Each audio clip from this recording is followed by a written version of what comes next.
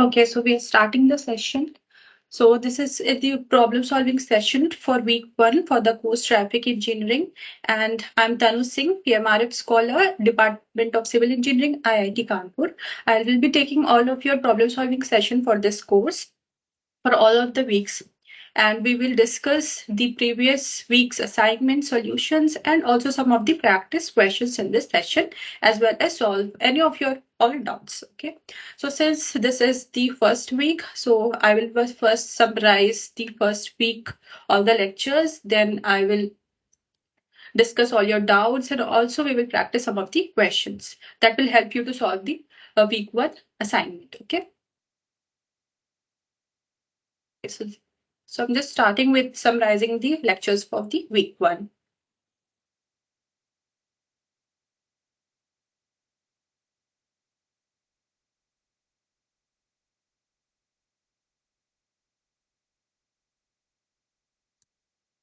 So what is traffic engineering? So traffic engineering is branch of civil engineering that is focused on safe and efficient movement. Okay, and this is concerned with the movement of people and goods. Many a times we confuse ourselves. It's a movement of vehicles, but it's vehicles are just a means for the movement. The real goal is that we have to move people and the goods or freights. Okay, and in this course, we will be focusing only on the roadways, not on rail, air, or waterways. It will be purely on the roadways, including all the different modes of transportation, for example, car, buses, trucks, bicycle, and pedestrians. So this is traffic engineering and what we are going to discuss. As we have mentioned that it will be concerning the movement of people and goods. So what is the passenger movements and the goods movement? Passenger movement is the it's mainly occurs on the streets and highways. And since in the developing countries such as India, we have highly heterogeneous traffic. We have different types of vehicles, we have different types of passengers, we have different types of pedestrians of different age group, different genders, different diversities. So what happened? These different vehicle types that we see on the roads create a type of challenge for a traffic engineer to design a roadway system. Second is we are saying is the movement of the goods. So many a times we feel that the trucks on the road are a problem, but it is not. Because all the goods, all the things that are being prepared are not is been not developed on the city. It has to be traveled from different sources. Maybe they are being produced somewhere else, but to get and they are being transformed from their sources to the destination using different ways, such as main transfer is with the help of air, water, or rail, but the final destination, that door to door delivery, is always done by the road transportation. Therefore, it is very the good movement is also as important as the passenger movement. Therefore, in this course, we will be focusing both on the people movement as well as the goods movement, because goods movement are also essential for our economy and our daily life. Then coming to the objectives of traffic engineering, as we have already said in the first slide, that it is a branch of engineering that is focused on safe and efficient movement. Safe automatically becomes the first and the primary objective, that is safety, because around 1.35 million people globally die because of the road accidents, and especially in the developing countries like India, the amount is around 1.5 lakh fatalities per year.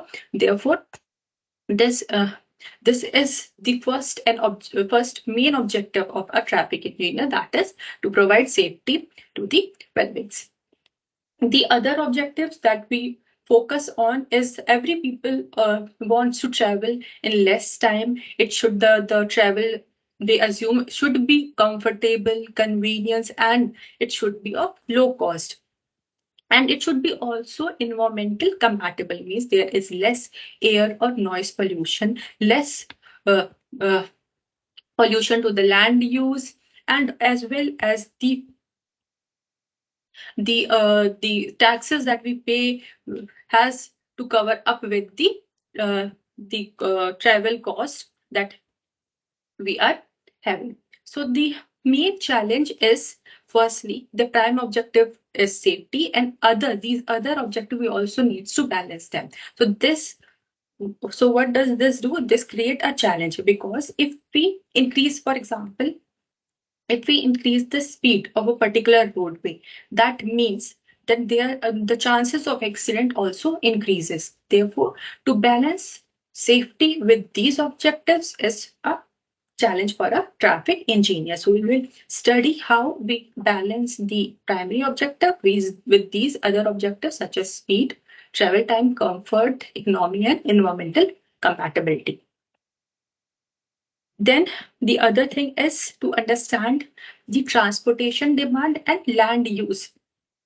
Okay, so why it is important to understand the transportation demand and land use?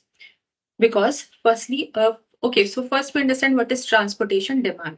So transportation demand is, for example, if we are living in one particular, for example, area 1, and our job, school, or other activities are in area 2. So we need to travel from area 1 to area 2 for these activities. Therefore, the travel demand increases for this particular area. So this means it creates a transportation demand. Then, what is the land use? Land use is defining what particular area comes in which category. For example, it is residential, it is industry area, it is CBD area. So this means a land use. So, so, so what happens? Like how these are interacted. So let's take an example. For example, there is an existing land use. People live somewhere, then they go to, for example, they go to office or kids go to school to other area. So what happens? It creates initial transportation demand. So what happens? The government creates and improves the transportation facilities. Maybe new metros or new bus stop is being created to fulfill this transportation demand. Once the facilities are improved, what happens? It creates better accessibility. Better accessibility will in turn increase the development in this particular area. For example, the area close to metro station or bus stop will be more developed. So what now in turn what happens? The land use changes. Land use pattern changes in this particular area, which will again increase more trips, which will again increase more transportation demand. So what happens? Again, this cycle goes on. More transportation demand, then again more increased facilities, then again better accessibility, higher land value, and this keeps on going and going. So it forms a cycle. So therefore, we as a traffic engineer needs to focus on traffic demand as well as land use interaction before planning the roadway system. Okay, so this was the summary of the lecture 1. Anybody is having any doubt till here? Anything that you are not able to understand?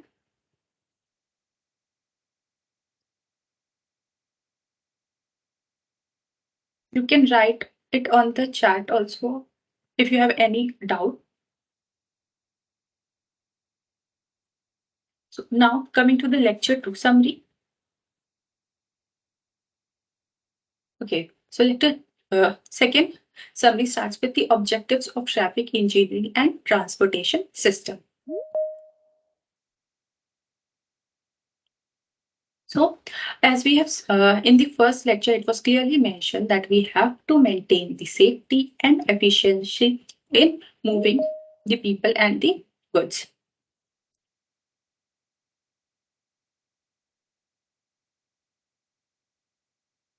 So, traffic engineering objectives are mainly ensuring safety and ensuring efficiency. So, as we have already seen that the safety.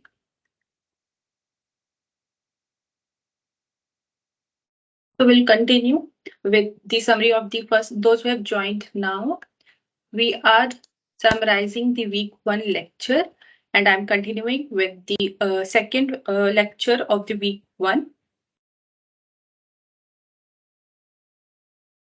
So the objectives of traffic engineering and transportation system, as we have already seen, it's the ensuring safety and efficiency. Safety is our highest priority, and ensuring the efficiency, that is smooth movement of people and the goods.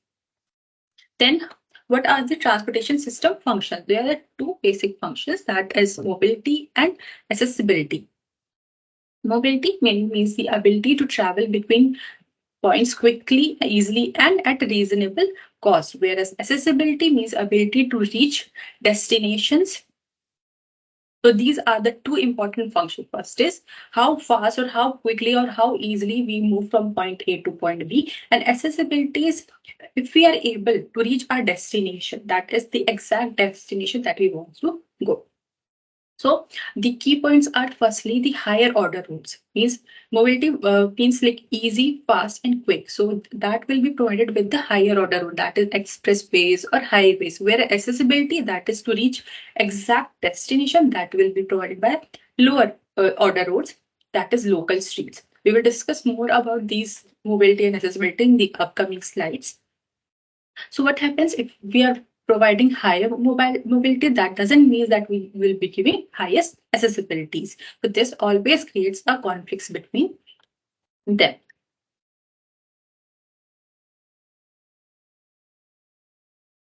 Am I audible to everyone?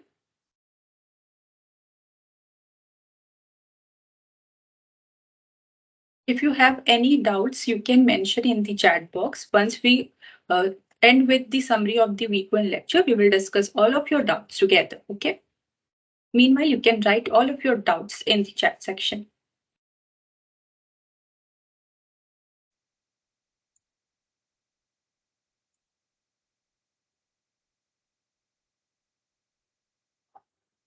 Now coming to the road functional classification. So urban roads are functionally classified based on the mobility and accessibilities. So what we have discussed, the mobility means the transfer of movement of more easily and quickly, whereas accessibility means being able to reach your destination. Okay, so what happens, the urban roads are classified based on these two functions. So expressway, that is expressway or highways, have highest mobility, means they provide the highest speed with minimum access to the land, but they have low accessibility. Highways will not make you available to reach to your exact destination, that it is your home or office. It will just provide you the quick and fast movement. And then comes the arterial roads. Arterial roads, it balances between the mobility and the accessibilities. Whereas collector or local streets, that is just in front of your home, whatever you see is a local streets. So here you can have a highest accessibilities, but the speed here will be very less. So the collectors or local street have high accessibility but low mobility.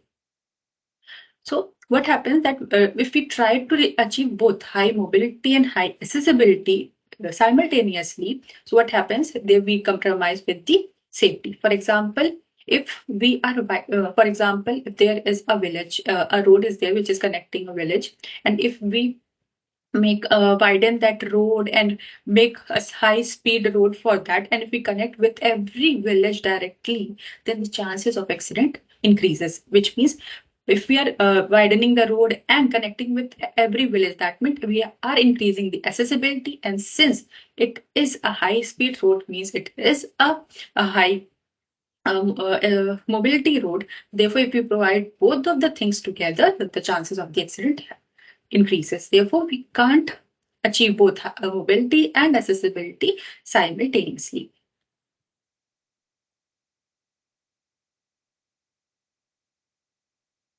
Now coming to the components of traffic system. So the traffic system basically have the four components. First is road users, that comes under which comes drivers, pedestrians, cyclists, or passengers. So these road users we can't control. It is not in the control of the traffic engineers. Then second component of traffic is vehicles. There are different types of vehicles: car, buses, two-wheelers, trucks, and etc. Which also as a traffic engineer we can't control. Like we can't say people to just use the two-wheelers or just use the cars. It It is not under the control of a traffic engineer. The third component is roadways. That we can design, that is under our design controls. Then the fourth component is road control devices like signals, signs, that are also design control. We have the control over it. So these are the four components. Remember, first is road user, then vehicles, then roadways, and fourth is control devices.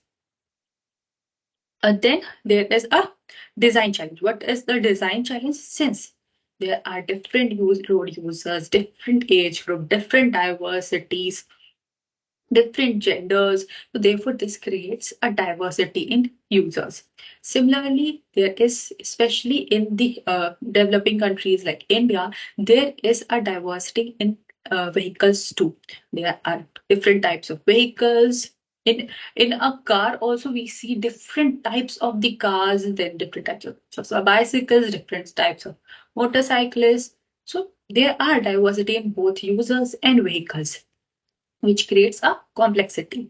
Then coming to the second challenge, that is human factors. Since a road user is involved in the traffic system, which is only component in the engineering. The traffic engineering is one of the specialization that has human factor as one of the components. So what happens? Therefore it makes it more complex, as we cannot predict the behavior of the humans. Therefore, every human have different reaction times. Some people react very fast, some react very slow, some people have very high speed while crossing a street, some have very low speed, some have good vision also varies, some have good vision, some have low visions.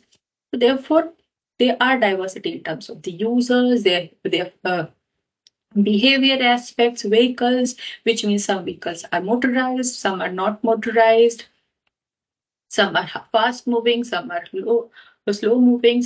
So this create a complexity in designing for a traffic engineer. So what we do, we use a percentile based design. What is this? We are not using average.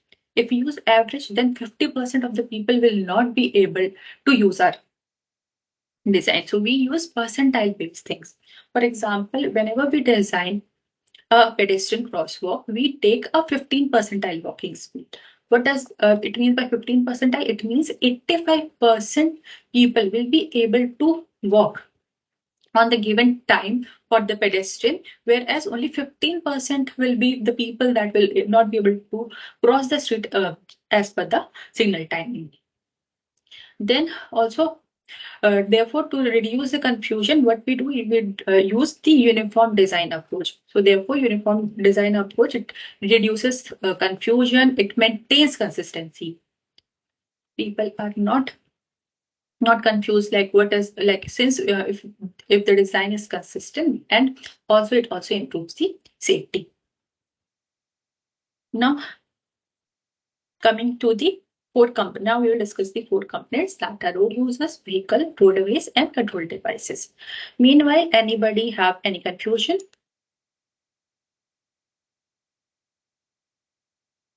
Okay, and I am audible to you. If any of the time I'm not audible, please raise your hand and let me know.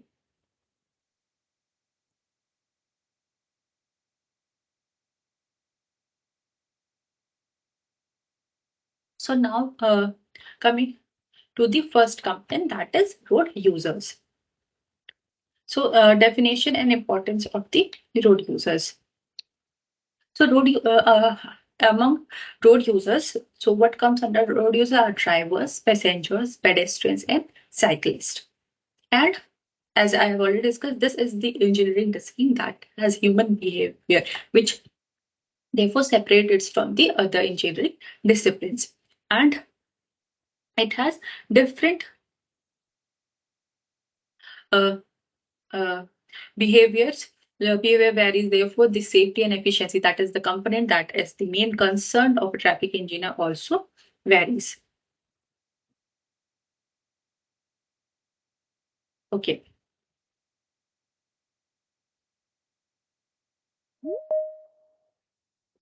Again, we have missed this slide. I covered it. Yeah.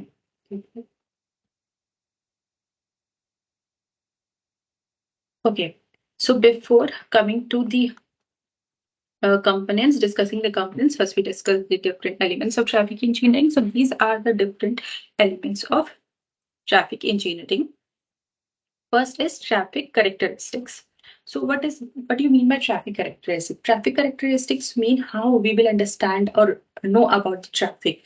So we will use different parameters such as volume, how much vehicles are present at a particular length of the road in particular time period. Then what are the speed are the vehicles moving in the high speed or are they in the stop position, which will help to understand what is the characteristic of traffic. Then the composition, whether they are how many types of the vehicle are present on the road. It is either it is heterogeneous or homogeneous.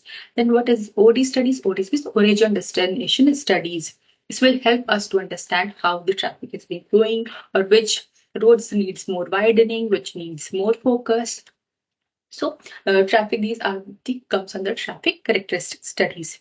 Then how we evaluate the level of service of particular road. For this, we have LOS, that is level of service, which help us understand what is the how well the system is operating. So this ranges between A to F. A means the best level of service, whereas F means the worst level of service. Then that there is the facility designs. So under facility design, the functional and geometric design of road is there. We are not concentrating on the structural design. We are only concentrating on the functional and geometric designs of the roads, such as lane of roads parts such as lanes, shoulder, medians, pedestrian and bicycle facilities. Traffic engineers only focus on safety and efficiency, not the structure. We are not be focusing on the structural design. The fourth element is traffic control. So there are different traffic control devices such as signs, signals, road markings that helps to regulate and communicate laws and informations to the road users. Fifth is traffic operations.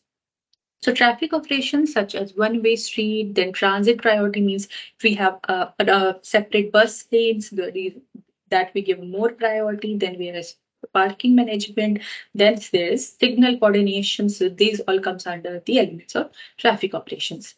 The sixth is transportation system management.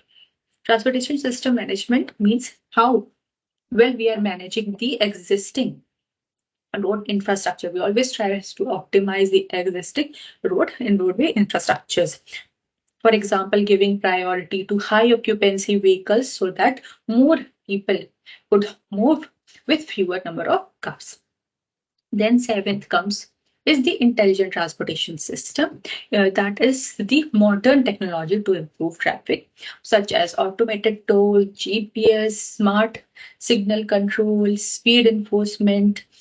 Though these are comes under the IT system. That is the future of the traffic engineering.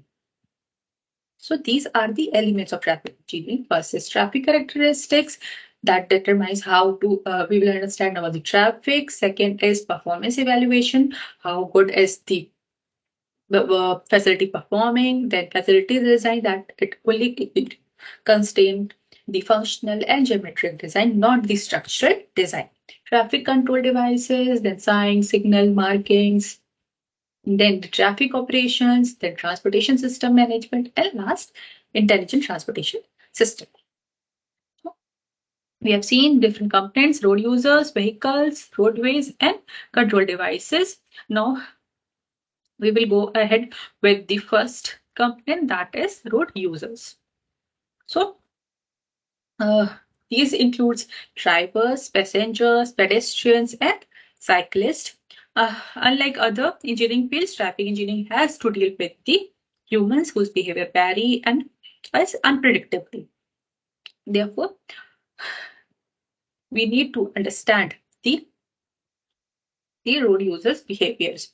And to understand the road user behavior, we require to understand the visual ability of the pedestrians, of the all the road users, their perception and reaction time, and also the physical and the psychological factors to design different roadways, control devices, and different traffic systems.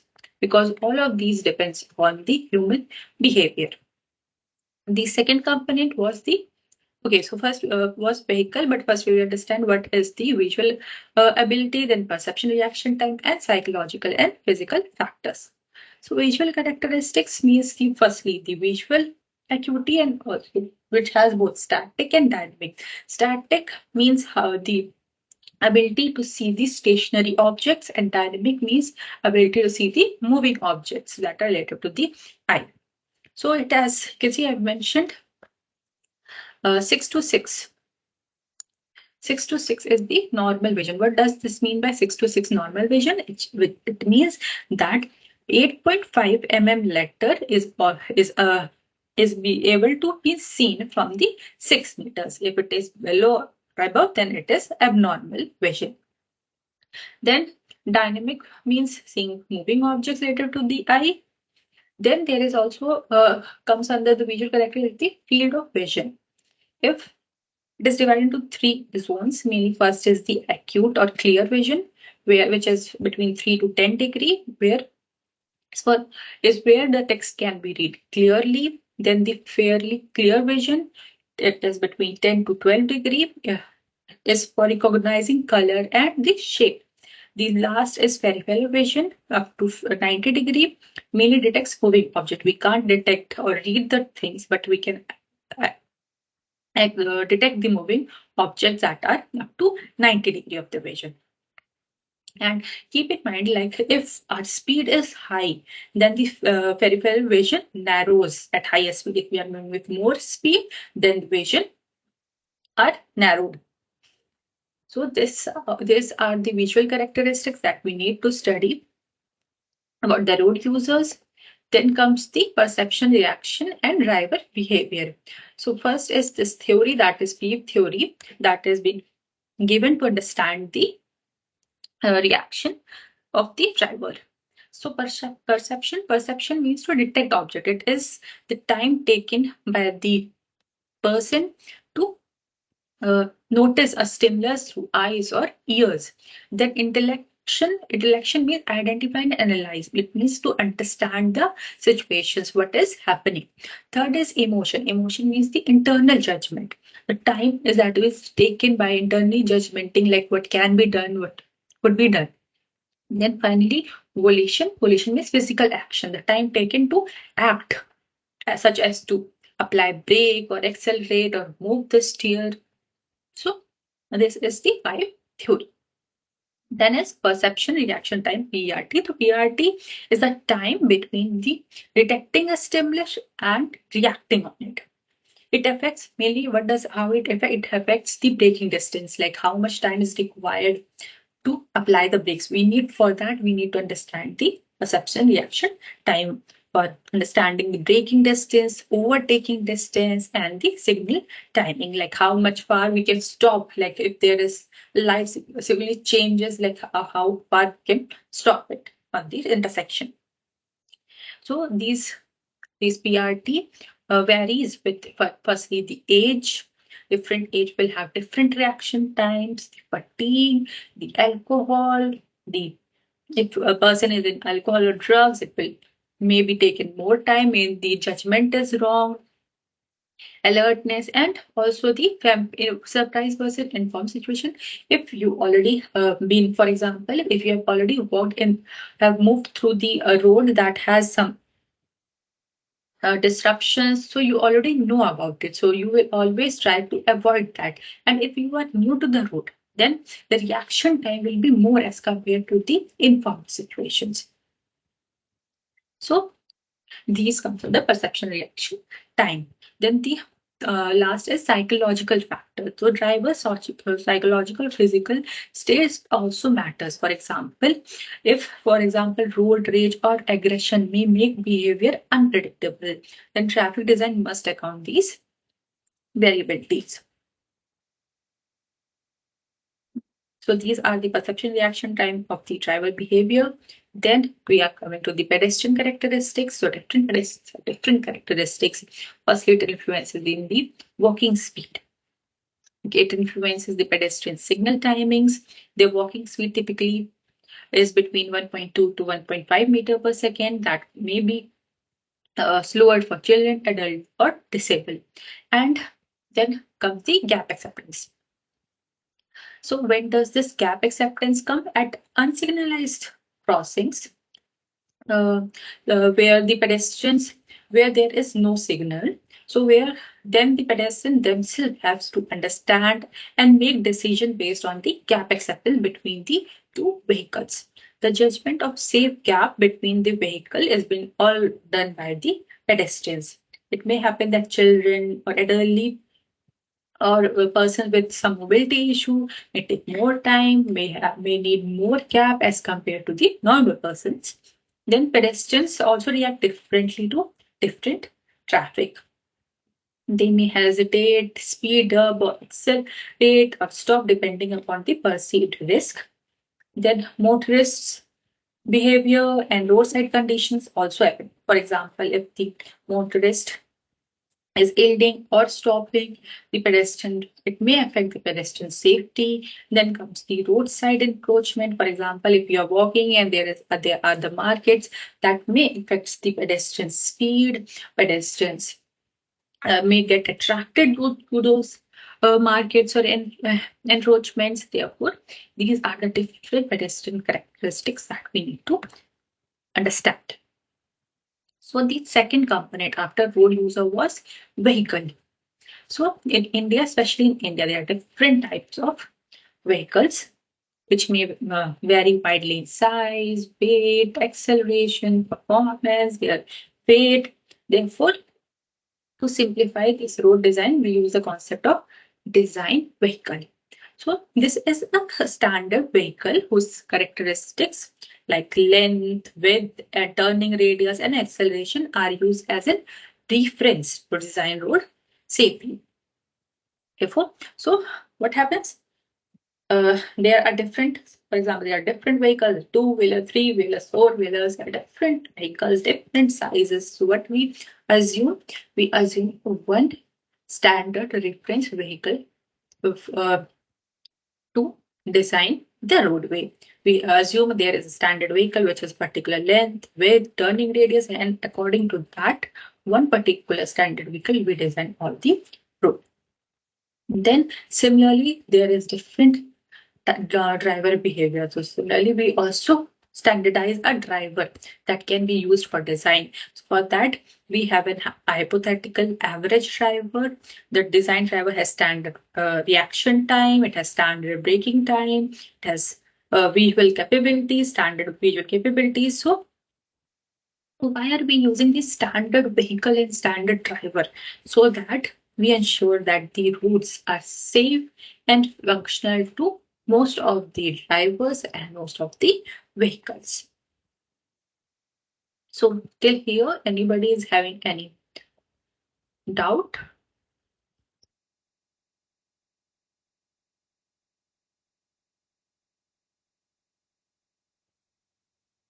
There's no doubt. Am I audible to everyone? Okay.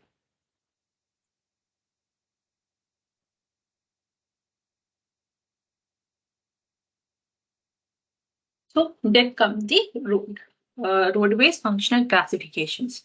So roadways are classified functionally based on the functions such as mobility and accessibility. As we have multiple time discussed what is mobility and accessibility. So again, as for mobility, focus on the through traffic, high speed traffic such as highways, arterial or national highways. Accessibility means the door-to-door service or connectivity that is mainly provided by the local streets or village roads. These are the two components upon which the roads are being classified. For urban roads, it is classified such as an expressway, arterial, then subarterial, then collector, and then local street. These are the ways in which the the urban roads are being classified with. As we go from these expressway to local, what happens? These mobility decreases, accessibility increases. Okay, what happens is uh, expressway has the highest mobility, so it has highest mobility, whereas the local has lowest mobility, and expressway has the lowest accessibility, whereas local has the highest accessibility. So this is vice versa. Similarly, in rural roads, we have classification. First is national highway, then state highway, then major district road, then other district road, and then village roads. So similarly, the national highways have highest mobility, whereas village road have the lowest mobility but the highest accessibilities. So therefore, it is important principle that mobility plus accessibility is very limited. If we increase one, other will decrease, and we have to compromise with the other objectives. That was the comfort, safety, and convenience. So therefore, roads must be designed with their intended function in mind to avoid conflict or and also improve the safety.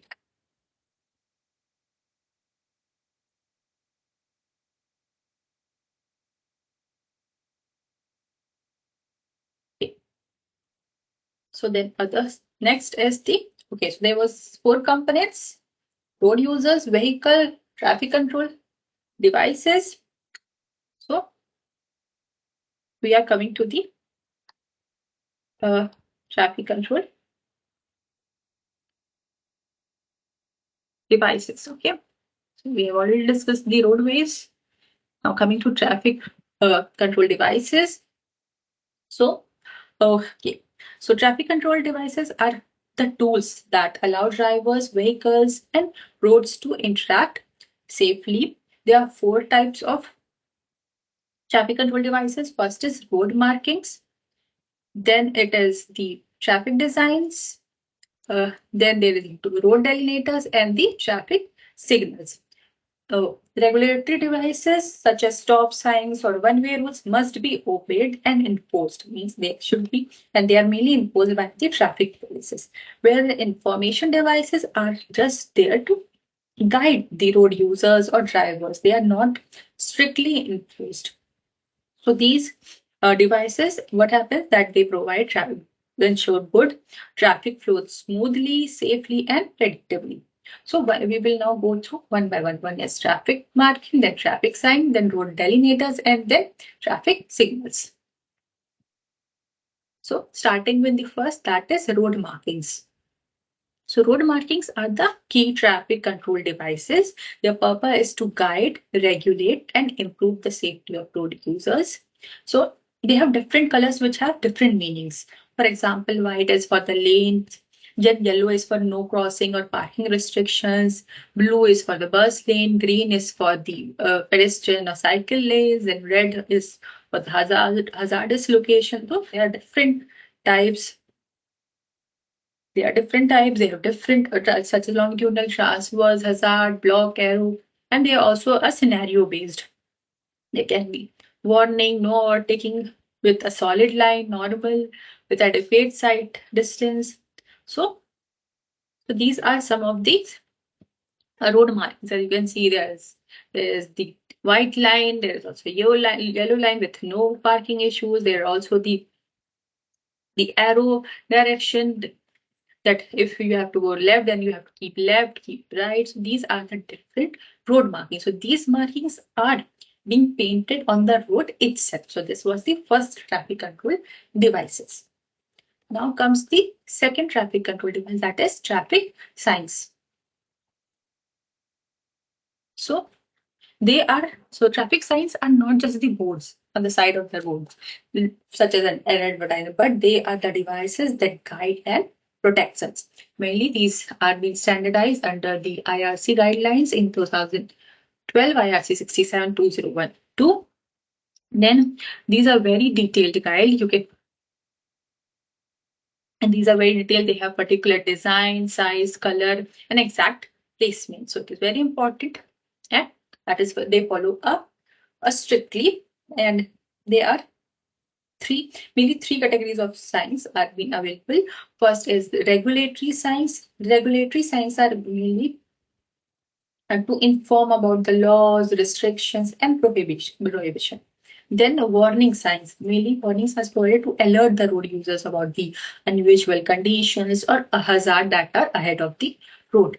Then third is informatory signs. They are mainly provided to guide or inform about the destinations, such as particular destination is about this kilometer or that kilometer, or there is the school ahead or hospital ahead. So these are the three types: regulatory, warning, and informatory. Now we'll go ahead with these three different types of signs. So first is the regulatory signs. What is written? It informs the road user about the legal obligations. Okay, and if we violate these signs, what happens? There is an illegal offense. So therefore, regulatory signs are important obligations. So one of the type is stop signs. Okay, that is. Then second is giveaway, which is octagonal, red and mandatory stop. Then there is giveaway yield, which is equilateral with apex upward. Means apex is upward. Then there is prohibitory signs, which are circular, red border, white background. Then there's compulsory, mainly they are direction signs. So these are some of the regulatory signs. As you can see, first the stop sign, it is octagonal shape. Then there is giveaway yield with apex downward. Sorry, this was apex downward sign. And the all the prohibitory signs are, as you can see, these all are circular with red border, white background, and black symbols, such as no entry, no parking, no stopping, speed limits, height and width restrictions. Then there comes the compulsory direction sign, that is turn left, turn right, which are always circular, blue background with white arrows. So these are different regulatory sign, which is a legal obligations. Then there are two other, that is one is warning sign and another is informatory sign. Warnings are always triangular in shape, whereas informatory is always rectangular in shape. Triangular with apex upward. There's a red background, red border, black symbol, or white. Then these are same as red border, black symbol, and on white background, but that they were circular, whereas these are triangular. They are mainly to alert drivers about curves, intersection, there is pedestrian crossing, or if there is school or offices, and they are placed well in. So they are placed in such a distance that it could have a proper reaction time for the driver to change their speed or stop or whatever is required. Then there is informatory sign. Informatory sign are always rectangular. They may be either green background or blue background. Green for direction and place, whereas blue is for facilities like hospital, fuel, parking, and refreshments. So these are some of the examples of the warning signs, which are triangular, red border, black symbol, and white background. Then there is the informatory signs, which were for the green are mainly for the direction places like train station, airport, or these are for particular distance for this kilometer ahead. Then blue are mainly for facilities like police, hospital, parking, restaurant. Okay, so these are the different types of traffic signs. Now the third one was traffic control devices were road delineators. What are road delineators? Road delineators are mainly to provided to guide the road users. Okay. So that, for example, if there is there is dark and there is no street lights, then they provide an eye for the road at night. They provide outline to the road, especially when visibility is poor or night, fog or heavy rain. They are not a replacement. And just keep in mind, they are not replacement. They are just for signs or marking. They are supplementary aids. It's not that if we are providing a road indicator, we will not provide road marking or traffic signs. These are not, they are extra aid that are being provided in case of night, fog, rain, or low visibilities. And there are different types, such as road indicators. They mainly guide along the road path. Or if you have seen at night, these are the different delineators that are provided to guide along the road path. And there are hazard markers, traffic, or it's have you seen the traffic cones that are provided? Then there are object markers. There are different types of road delineators, and they are specially made of reflective material so that they can be visible at these conditions. And as I've already mentioned, these are provided in addition to the signs and road marking, not as an replacement. The road markings or sign will be provided, and these will be an extra aids as to guide the road users. Then there is the last, that is traffic control devices. So these traffic control devices mainly manage the conflicting movements of vehicle and pedestrian at intersection. At intersection, when there is the movements of both consecutive movements of both vehicle and pedestrians, then we provide the traffic signals. They mainly have three colors, as already called knows: red for stopping, amber for caution, and green for go. So the different there can be different types that can be fixed. That mostly we see there is fixed thing 60 minutes or 120 seconds. They can be manually operated, can be operated by a manual person, or it can be traffic activated. Traffic activated means that if there is more traffic in the intersection, then more uh, uh, signal time is being signal cycle is being given. Where if there is less traffic, then the signal time cycle is short. The pedestrian signals are being provided so that it is being synchronized with the vehicle signals, so as pedestrian can walk and cross the street safely. Then sometimes the special signals are provided, such as flashing red or flashing amber, when the traffic light will be crossed. Then these are mainly used in urban intersection and mid block for pedestrians crossing. So these what happens, these are designed mainly to reduce conflicts, enhance safety, efficiency, and maintain the smooth flow. So this was the summary for the week 1 lecture. Anybody is having any doubt?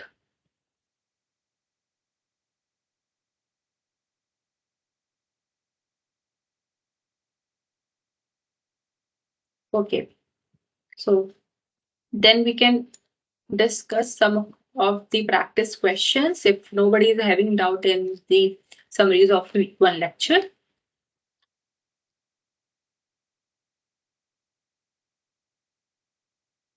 So this is the first question. And if you already, I will wait for after every question, I will wait for around 2 minutes for you all to answer. You all can answer in the chat box. And doesn't depend if your answer is correct or not. We are practicing.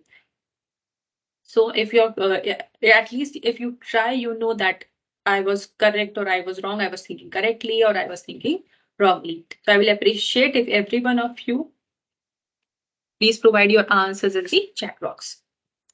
So this is the first question. Which of the following statement are false? First is comfort and convenience both depend on user perception. Second is B is economy only relates to fare of trips in overall context. C is providing safety and efficiency became a complex job in multimodal system. And D is transportation demand is a direct demand. So these are A, B, C, D are the 4 statements.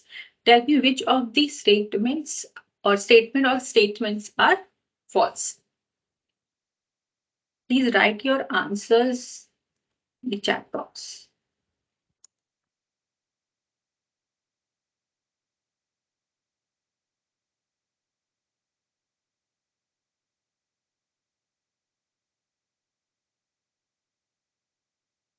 Please see it correctly which statement are false and mention your answer.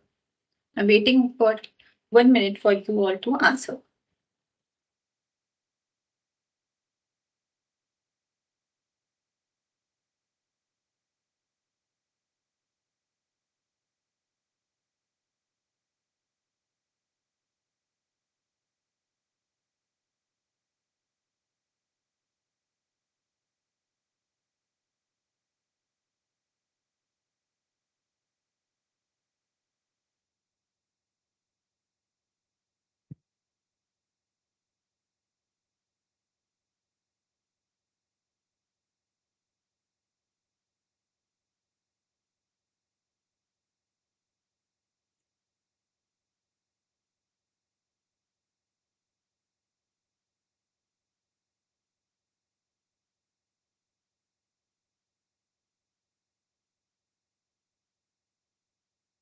and it can be more than one, can be correct answer. So please see your questions, see your answers, like if there are more than one.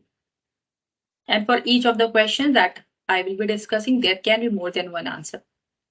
Okay, so you can check it once more.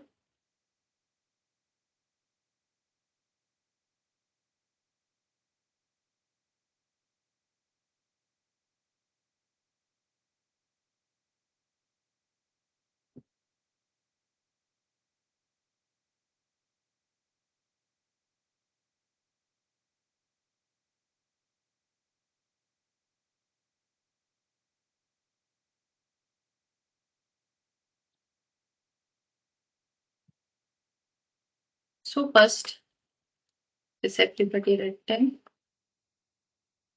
Okay.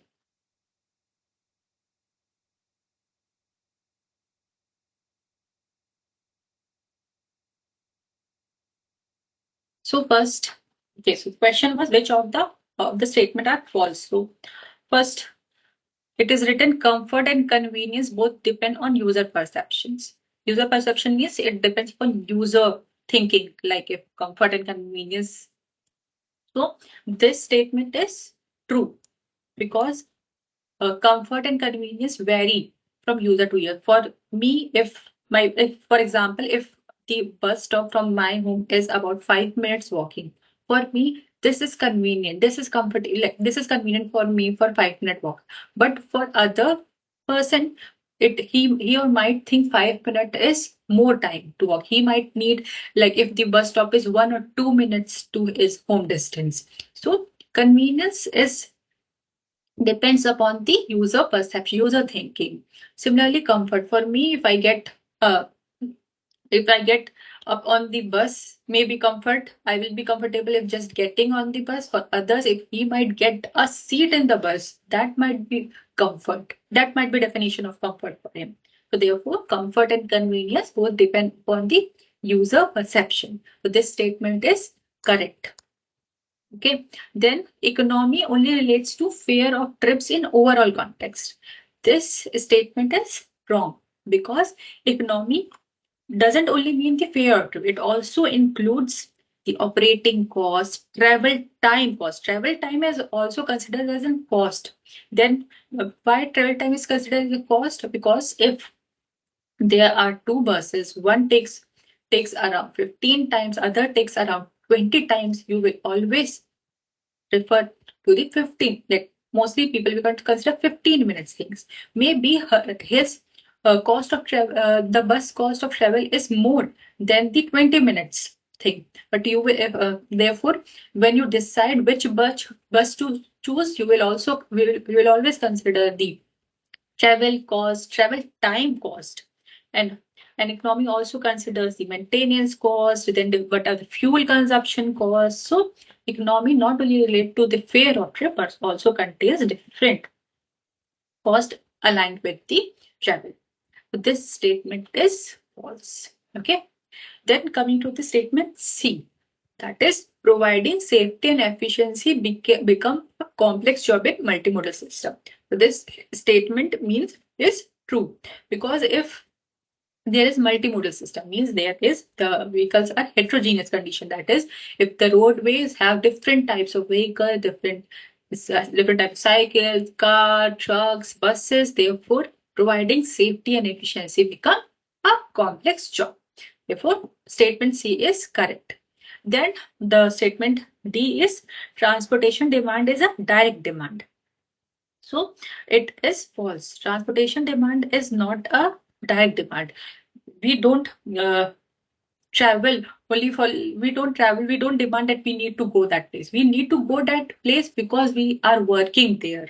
We are going to school or we are going to office for and we are going to buy some things, we are going to market. So main demand is going to school, going to office, going for market to buy things. So these are the direct demand. Transportation demand is the derived demand because we want to go to particular space area, therefore we need a transport to travel.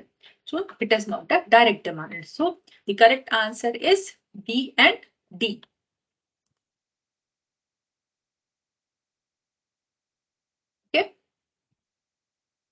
Okay. So yeah, B. Soham and Suman. B was correct, and also statement D is also false. So the statement that were false was B and D. Uh, do you have any doubt? Okay, if you have any doubt, we can discuss, or else we can move to the second question. Okay. Okay. So the second question is, which of the types are informatory science?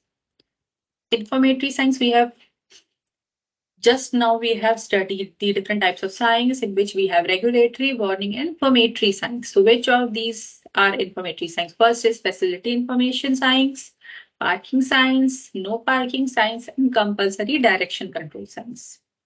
So I'm giving you 2 minutes to answer. And always keep in mind there can be more than one answer. It can be one answer, more than one answers.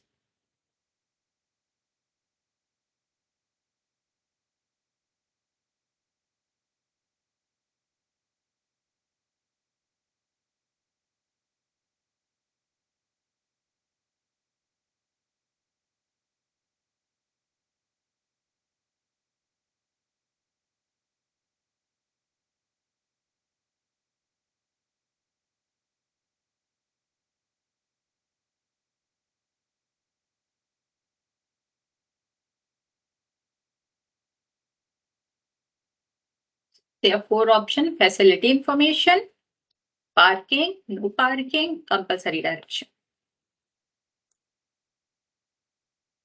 Okay, so A and B. Okay.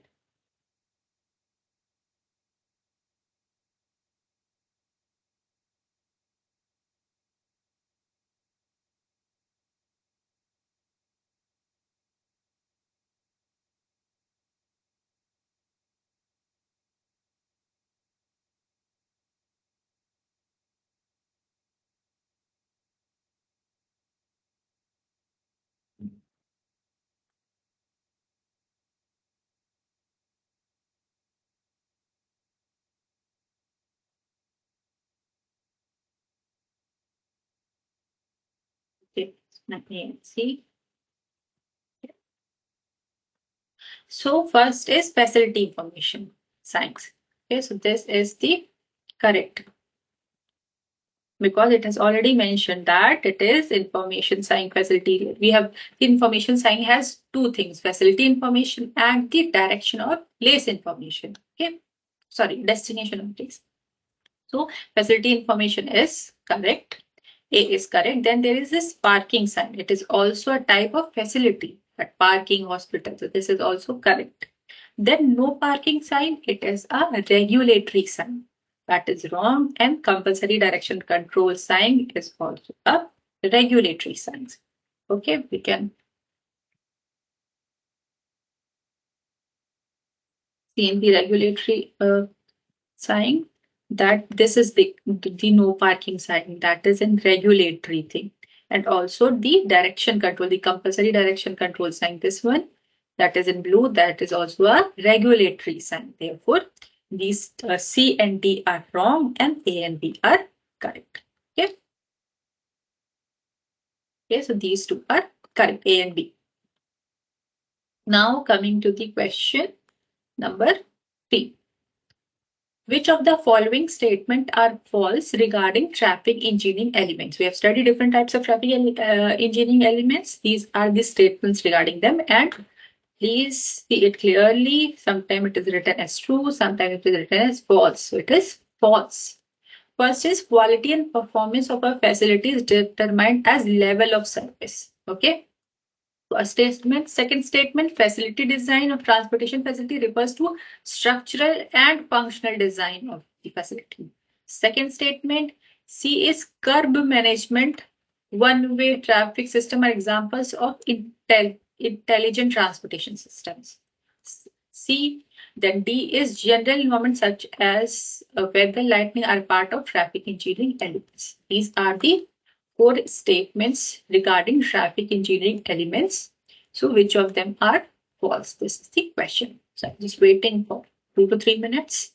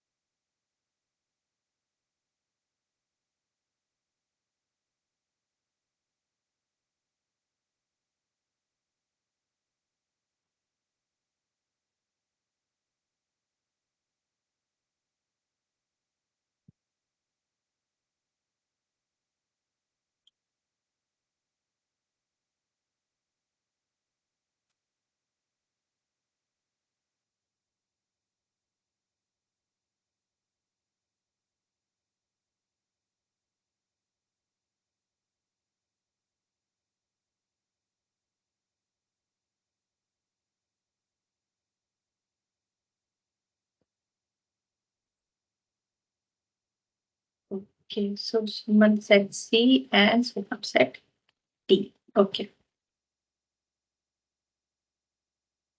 So the first is quality and performance of facilities determined by level of service.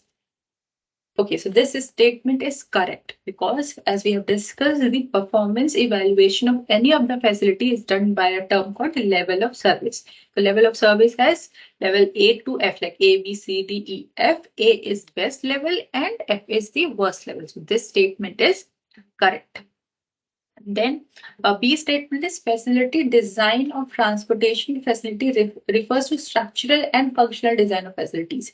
So this is wrong. I have repeated like 2 to 3 times that facility design doesn't involve structural design. As a traffic engineer, we only design functional and geometric design of facilities. We do not refer to the structural design of facilities. So this statement is wrong.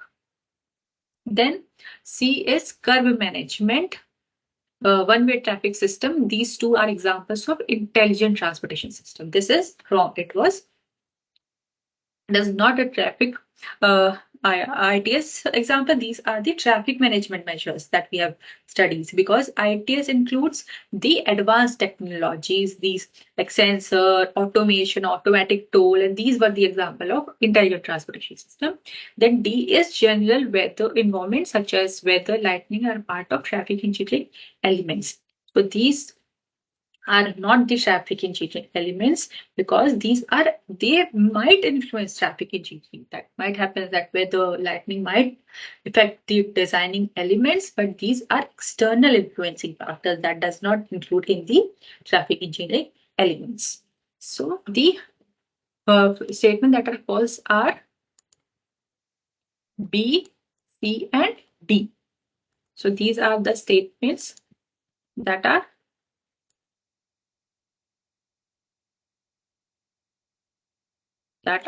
the answers for these questions. Okay. We can also look back. We can also look back where we have studied about traffic engineering elements. Just to revise, these are one. So you can see the one-way street, the parking management, all comes under the traffic operation. Okay, traffic operation system. That statement was the statement C was wrong. Then here comes facility design includes functional and geometric design, not the structural design. So that's it. Like B statements was also formed, but statement A was performance evaluation level of service. That was correct, and D was the environment thing.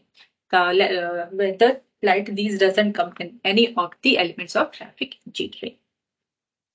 Okay, anybody has any doubts in this question? Is it clear?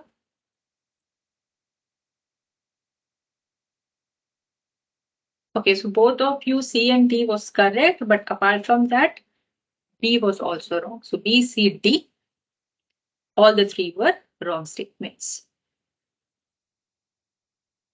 Okay. So now coming to the question number 4. Which of the following statements are true? Okay, so here the statements true are asked in respect to mobility and accessibility. So both mobility and accessibility of car is more than bus, statement A. Statement B is mobility of arterial road is more than expressways. Then statement C is accessibility depends on proximity of land to major highways. Then mobility depends on effectiveness of through facilities. This is statement D. These are the 4 statements. Out of them, which of them are true? Here it has been asked true statements regarding mobility and accessibility. Waiting for 2 to 3 minutes for you to understand and get the answers.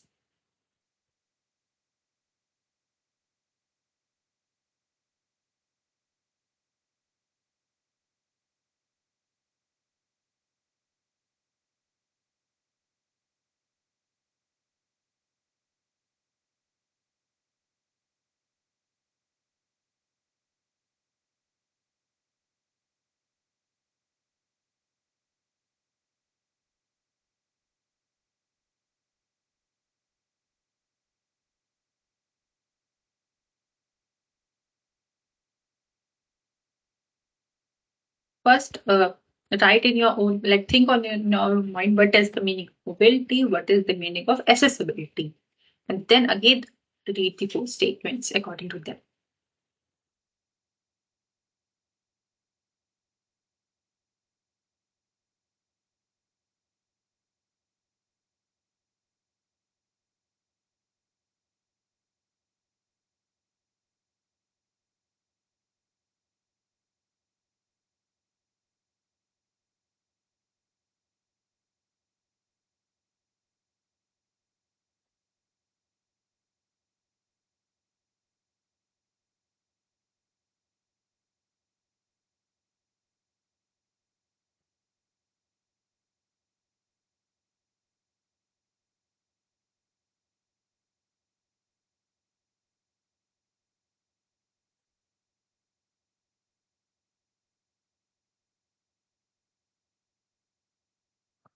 So,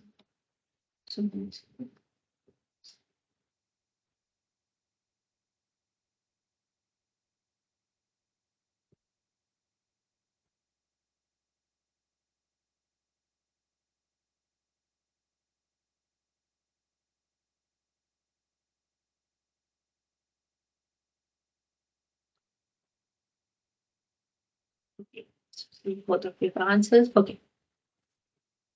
So first question is both. Okay. First of all, what is the key word for mobility? As mobility means quickly, fastly, or speed. Is is the definition we can say about mobility, and accessibility we can say connection. Okay. So both mobility and accessibility of car is more than the bus. This statement is what? It is true because car has more speed. Car has and buses, okay, and car has more connectivity. Car can be moved from your home to the other place that you want, a destination that you want to go. Bus also has the mobility, but it doesn't has accessibility. Bus, you can always do bus stop the bus stop. You cannot most most of the time you can't have your bus stop at your home. So car has both mobility and accessibility more than the bus. Bus has high mobility, but bus doesn't have the high accessibility then as compared to the car. So this statement is true. Car is having both connectivity or door-to-door travel with and higher speed. Okay. Then comes the second statement, that is mobility of arterial road is more than the expressway. So this statement is false. Mobility means the speed. Arterial road means the road that first comes the expressways, then comes the arterial road in the division of the roads, then collector street roads. So whatever we say as a main road or junction road in a city are all arterial roads, whereas highways are the express roads. So mobility means speed, faster, quicker. It is always highways that we have more speed, more quickly we can reach from A to B. So mobility of arterial road is, and in arterial road we have less speed as compared to highways. So mobility of the statement mobility of arterial road is more than expressway is false. B is false. And then comes to the third statement, that is accessibility depends upon proximity of land to major highways. Okay, so this is correct statement that the land that are closer to major highways can be reached more easily in increasing accessibility. See, if there is a road and you have a land that is close to the major highways, that means you can have great accessibility to the major highways. And if your home is away from the highway, then the accessibility to major highways. The question is accessibility depends on the proximity of land to major highways. So major highways is will be less if your land is not proximity means closer to major highways. Okay, so this statement is also correct. Then statement D is mobility depends upon effectiveness of through facilities. Uh, what is the definition of mobility means? Quick, fast, more speed, and it depends upon the through. Through facilities means it doesn't have any breakage or any stoppage. Through facility, that is like highways, which have very less uh, uh, disturbance. Therefore, mobility depends on effectiveness of through facilities. So, statement A, C, and D. These three are correct statements. A is correct, then C is also correct, and D is correct, whereas B is wrong. Okay, so these are the exam answers for these questions. Okay, so coming to the next question. So this is next question. Okay, so the question is, which of the statement are false? Keep in mind the question is false. Green road marking is used to provide priority to cyclists and pedestrians. These questions are related to road markings and signs. Warning road signs are provided at approaches to intersections. Usually, continuous road marks are provided in case of warning situations. So these are the three questions. Which of the statement are false? Question is, which of the statement are false?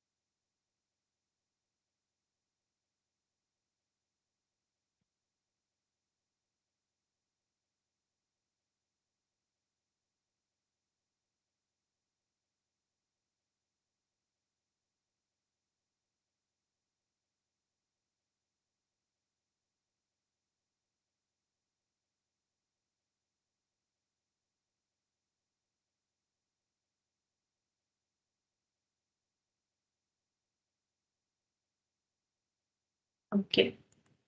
So, Okay, so first statement is green road marking is used to provide priority to cyclists and pedestrians. This statement is true. Okay, so we have written here green road markings. We have written C. Okay.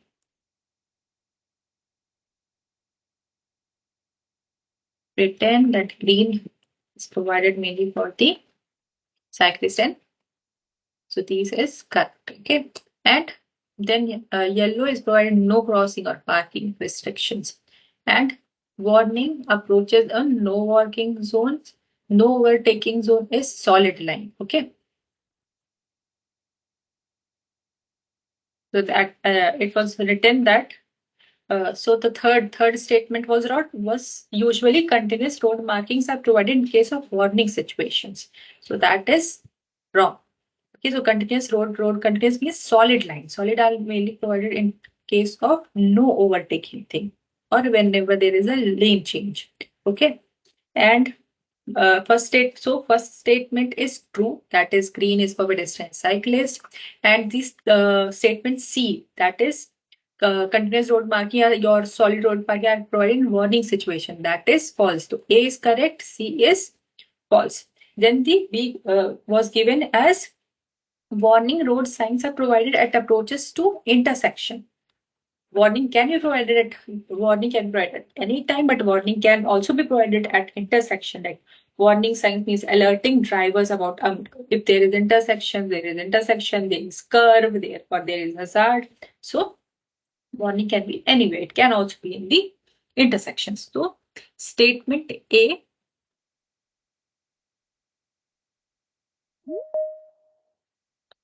So the statement A is correct. B is also correct, but A is correct, B is also, but C is false. So the answer for this question is C. Continuous road mark provided in case of warning situations. Okay. So no. Continuous road marking provided in case of no overtaking or if there is a lane change. So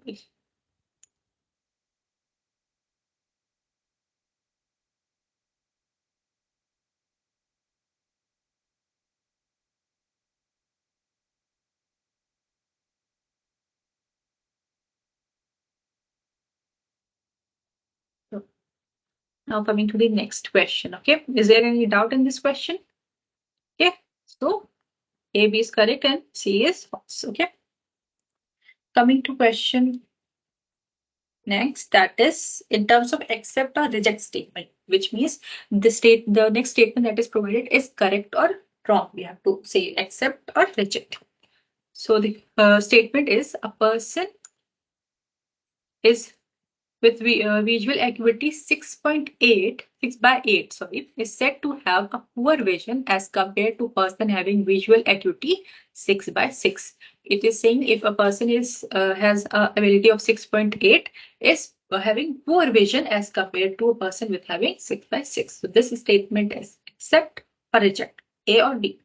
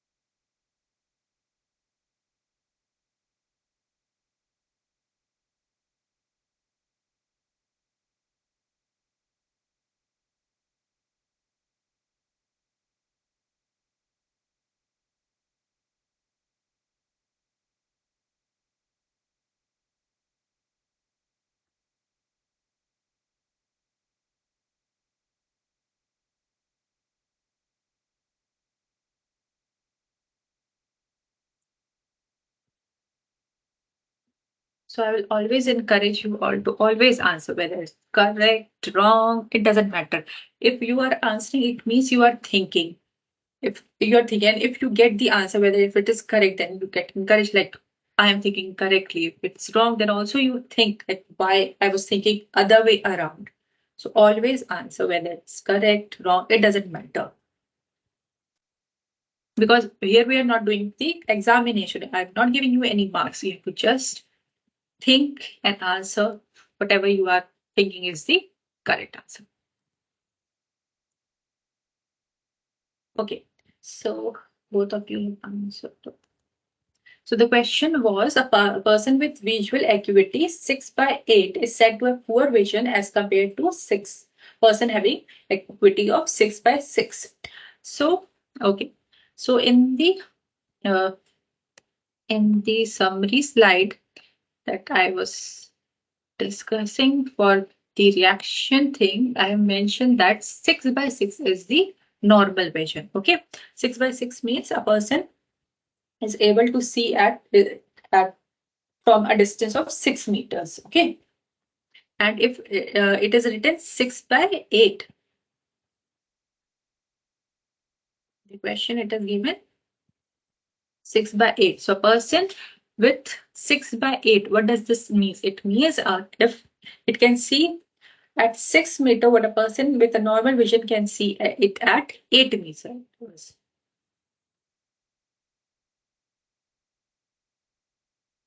Did you understand? It means a person with 6 by 8 sees at 6 meters what a person with normal vision can see at 8 meters. Means if I have a normal eye and this is the board, for example, if this is the information sign and this is a person with a normal vision, so he can see from a distance of 8 meters. Whereas this is person with 6 by 6. And if there is the other person which is somewhere here, okay, which can see at distance of 6 meters. Okay.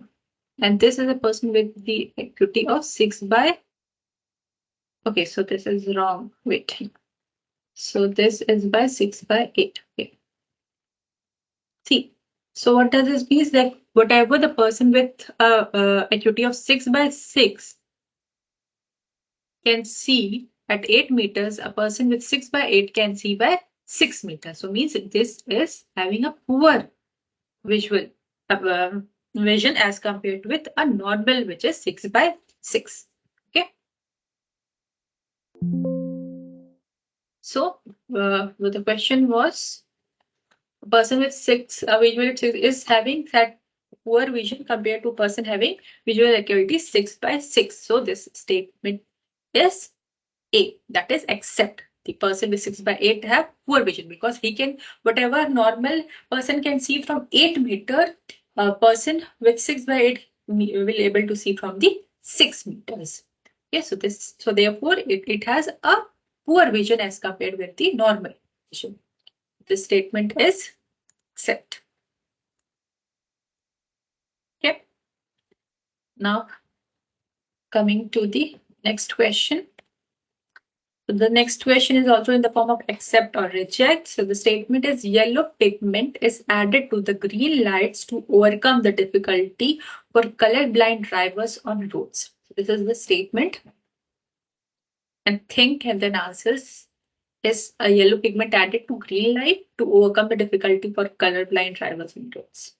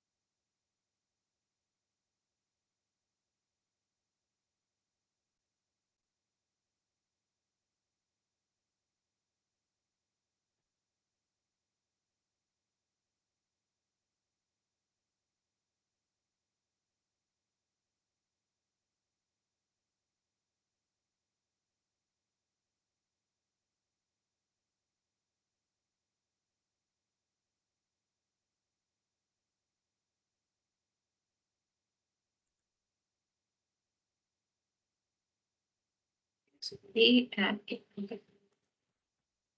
Like this. Okay, so first of all, what are the three colors? Three colors are red,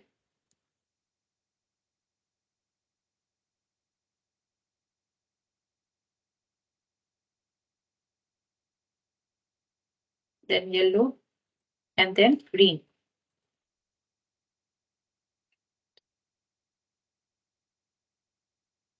These are three colors, that is red, yellow or green. These are the standard colors.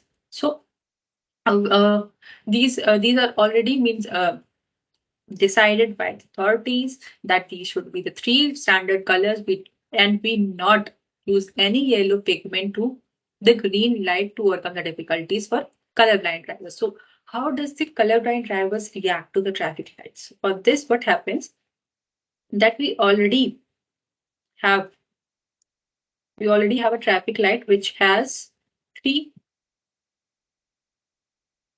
positions that we all, and everybody we know this is for the red, this is for the yellow, and this is for the green.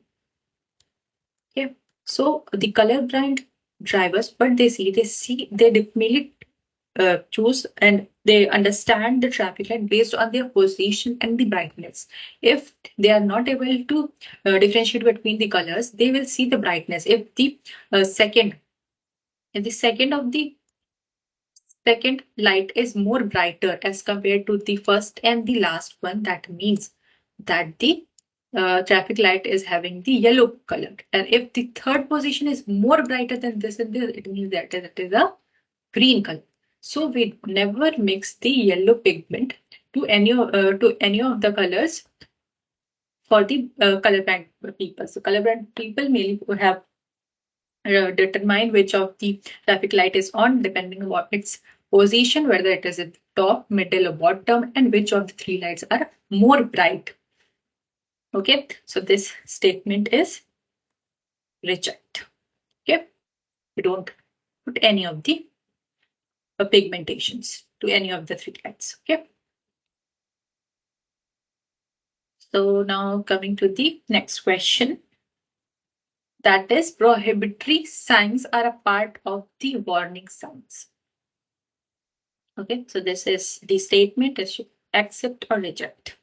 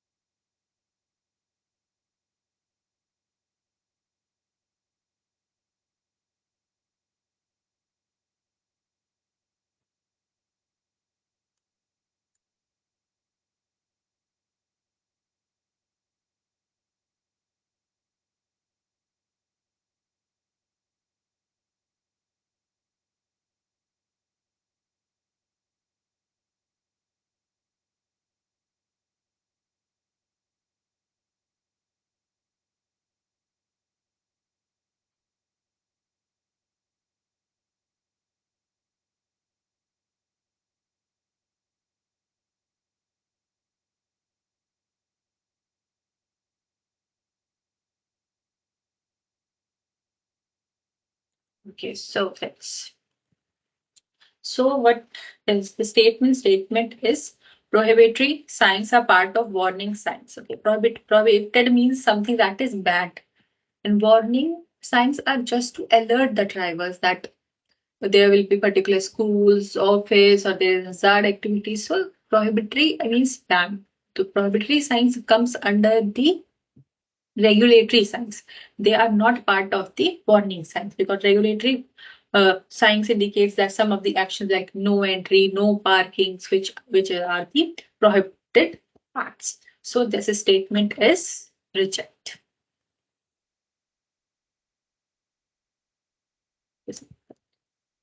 Okay. So now coming to the last question, and it is also in the form of accept or reject the statement. Functional road classifications are based on mobility and accessibility. So this is the statement.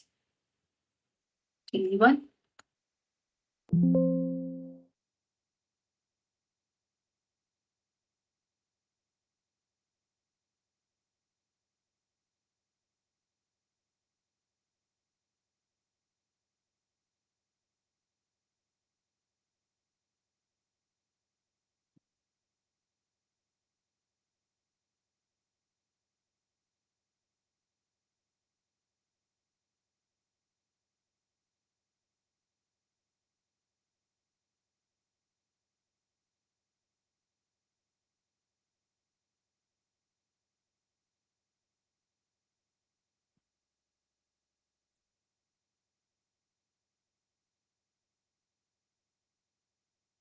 Okay.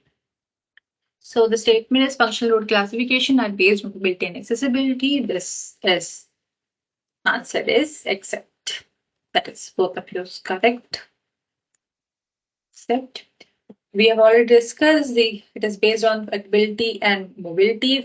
Fast moving like expressways, highways are having high mobility with less accessibilities, whereas the lower order roads have high accessibility and low mobility. So functional road classification are based on mobility and accessibility. This statement is true. So these are some of the practice question that might help you to solve the week one assignment. And since we have time, we will quickly summarize what we have discussed. Okay. Before that, do you have any doubts about all the questions or summary? Any of the questions you are having doubt?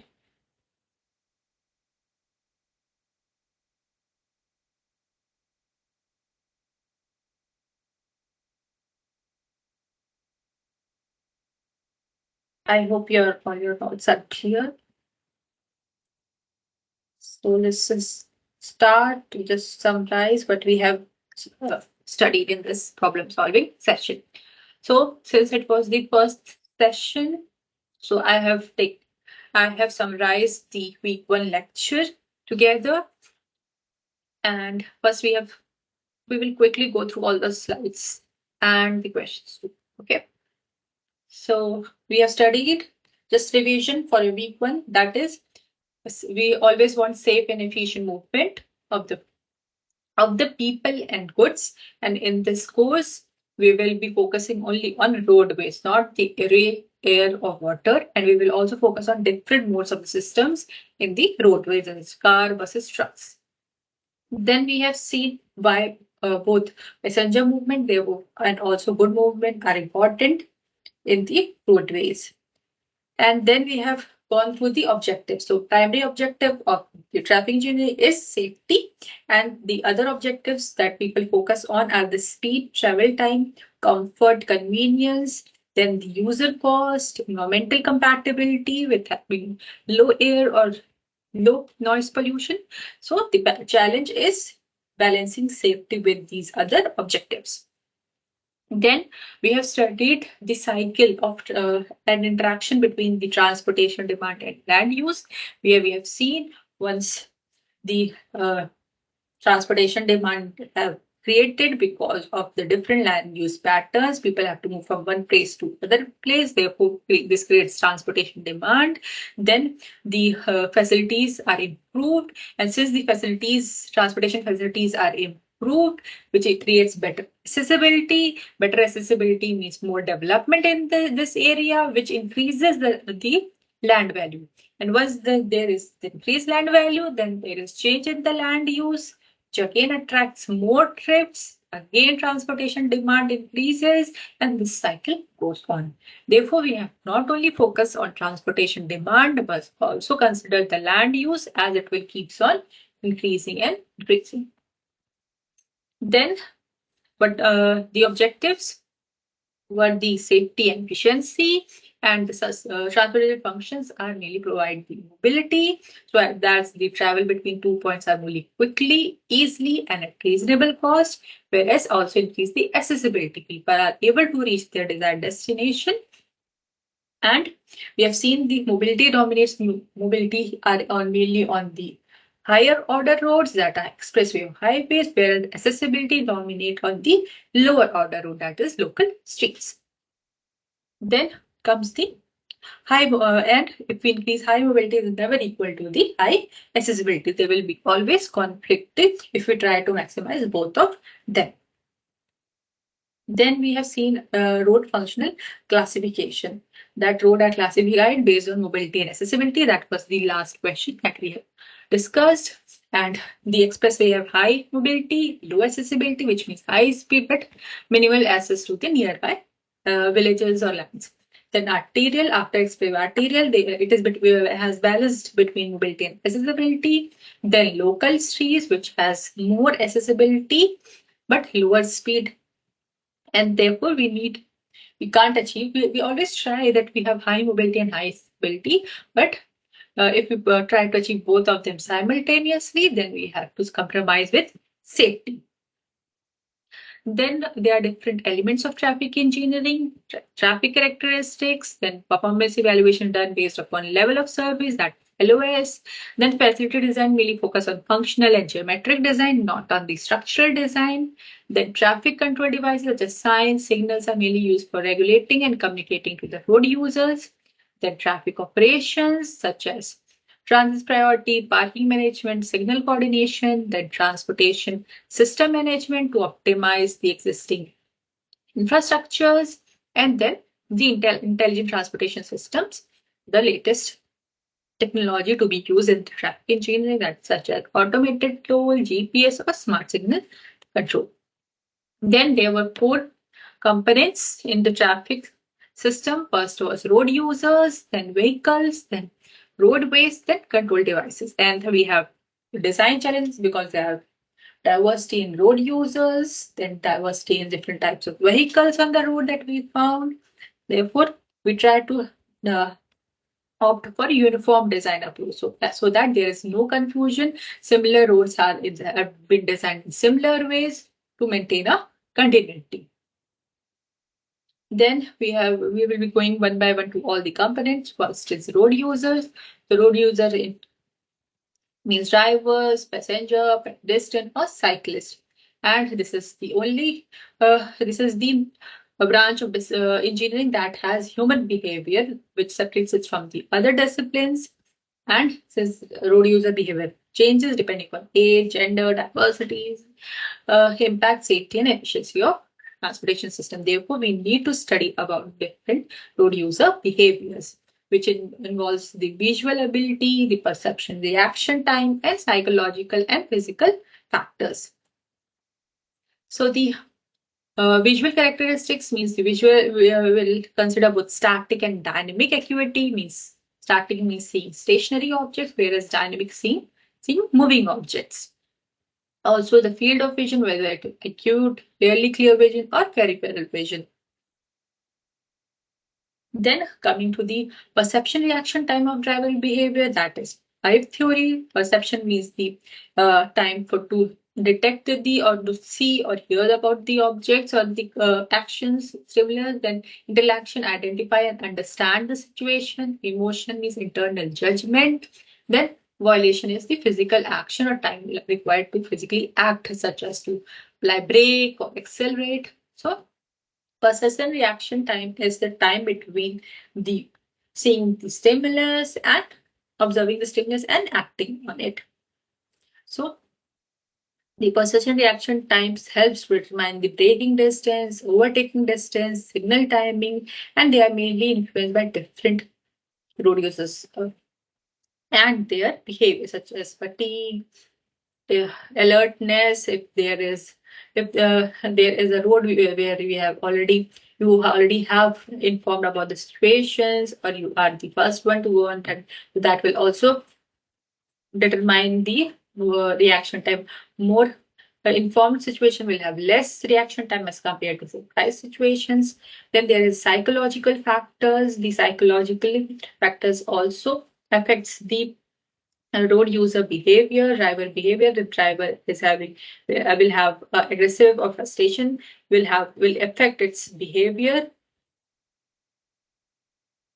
And then the pedestrian, we have studied about the pedestrian characteristics, that different pedestrians have different walking speed, but the average is around 1.2 to 1.5, slower for children or elderly or disabled. Then this is for the signalized intersection, but for unsignalized crossing, pedestrians have to cross the street depending upon their gap. And this gap acceptance depends upon the traffic volume, speed, pedestrian age, and also the mobility. Different road user will have different gap acceptance. Then different user will also react to traffic differently. Some pedestrian may hesitate, some may accelerate, some may stop based upon their thinking of risk. Then interaction with vehicle, motorist behavior can also affect the pedestrians. Then the roadside encroachment or market or even sidewalks can influence pedestrian paths. Then we have gone through the vehicle design and vehicle design, since there are wide variety in the vehicle and also in the different drivers. Therefore, we have considered design vehicle and design driver. Design vehicle is a standard reference vehicle that we have used for designing the road facilities. Similarly, design driver is the standard driver used for designing with which whose perception reaction time in visual acuity has been considered to design the road facilities. Why we have done this, chosen this design vehicle and design driver, so as to opt for the standard characteristics, so that most of the vehicles and drivers are able to use the roads more safely and are more functional for the most of the vehicles and drivers. Then roadway functions, mainly functions are mobility and accessibility. Then their division for urban road, their division as expressway, then arterial, then subarterial, then collector, and then local. For rural roads, it is national highway, then state highway, major district road, other district road, and then village roads. Then traffic control devices. So there are 4 types of traffic control devices. They are mainly provided to communicate traffic laws and alert the drivers about the ahead conditions. There are more 4 types: road marking, traffic signs, road delineators, and traffic signals. So first is the road markings. Road markings are different types and have different colors with the meaning, like white is for lane marking, yellow no crossing, blue bus lane, green pedestrian cyclist, red and purple for riders. They are different types, as you can see in the image. Then comes the traffic signs. Traffic signs are mainly provided for the devices to promote the road safety and efficiency. They are mainly for regulating, warning, or informing road users. There are 3 types: regulatory, inform about laws and restrictions and prohibitions; warning, alert about unusual condition or hazard; informatory, provide guidance and information about destination and facilities. So these are different types of regulatory signs. These are and violating these signs are legal offense. These are different types. Are first is stop sign, that is octagonal. Then there's give away or yield, that's equilateral with apex downward, and other are prohibitory signs, which is circular red border with white background and black symbols. Then compulsory the direction design that are circular blue background with white arrows. Then comes the warning and informatory signs. Warnings are triangular, X upward, red border, and black symbols, and mainly to alert about the condition ahead, such as school, work, or pedestrian crossing. Information are mainly green or blue color. Green are for the direction and places, where blue is for the facilities like hospital, fuel station, and parking. Then come the road delineators. Road delineators are provided to assist drivers in identifying horizontal or vertical curves, turns, or obstacles. This is a type of the road delineators, which is to guide the vehicle along the road path. They are made up of reflective material so that they are visible at night, fog, rain, or low visibility conditions. And these are not the replacement for signs and marking. These are just an extra aid provided with them. Then comes the traffic signals. Traffic signals have red, amber, and green colors. They are different types that can be fixed, manually operated, or based upon the traffic conditions. It also has pedestrian signals, special signals, and mainly provided to manage the conflictive movement of vehicles and pedestrians. So this was the summary for the week 1 lecture, and then we discussed some of the questions for the practice. So, are there any doubts? Okay. So, thank you for attending the session. And for the next week, we will be first summarizing the week 2 lectures. Then we will also discuss the week 1 assignment solutions, and then further some of the practice questions. And if you all have any doubts regarding week 1 or week 1 assignments, you can collect them together and we will discuss them in the next problem solving session.